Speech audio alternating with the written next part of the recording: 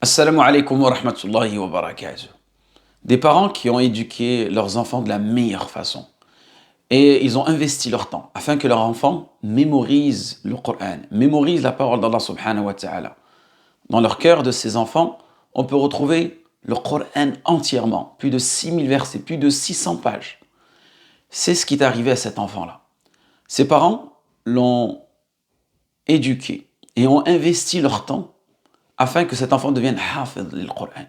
Mais en aucun cas se sont imaginés qu'un jour, cet enfant-là décédera sous les missiles, sous les bombes du sionisme.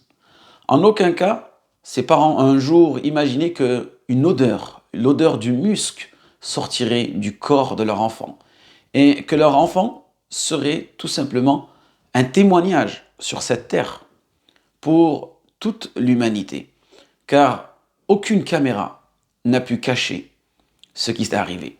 On a pu voir cet enfant autour de lui regrouper des personnes qui le connaissent, des personnes qui ne le connaissent pas, le toucher, le caresser cet enfant.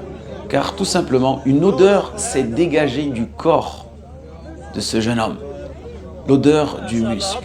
Tout simplement pour nous montrer que la vérité, elle a aussi une odeur.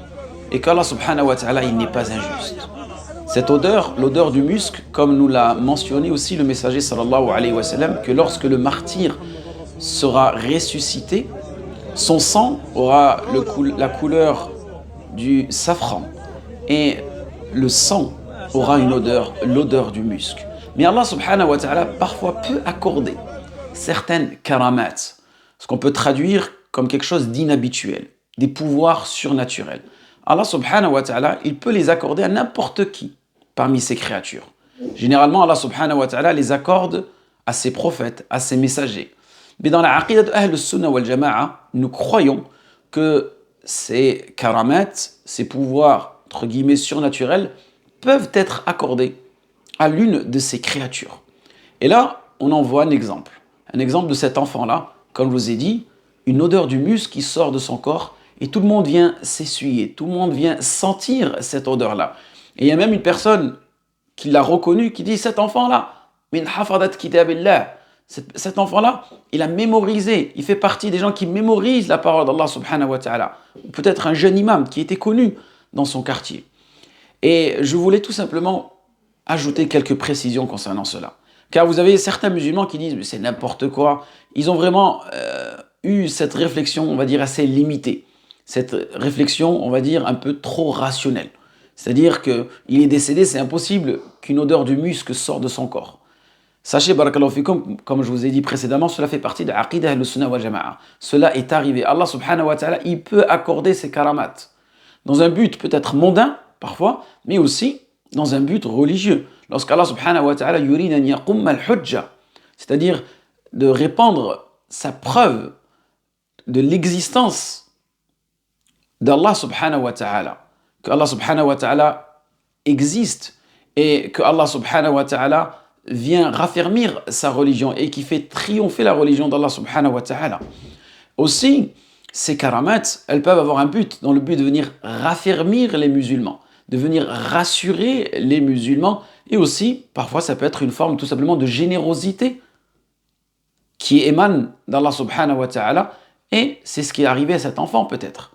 Tellement il a passé son temps à mémoriser, à répéter tous ces versets, toutes ces ayats, tous ces signes, qu'Allah subhanahu wa ta'ala a voulu en faire lui aussi un signe pour nous, qui sommes à des milliers de kilomètres et qui ne pouvons constater cela.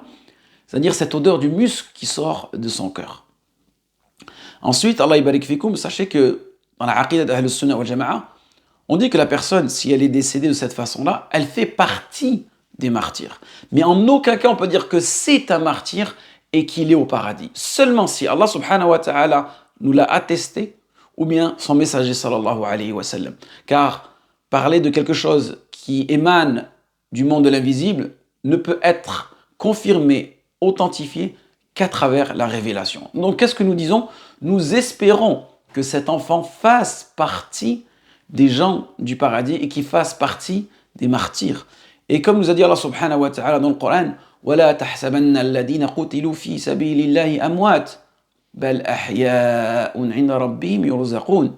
Ne pensez pas ne croyez surtout pas ceux qui sont tombés dans le service d'Allah subhanahu wa ta'ala, qu'ils sont morts, qu'ils sont décédés.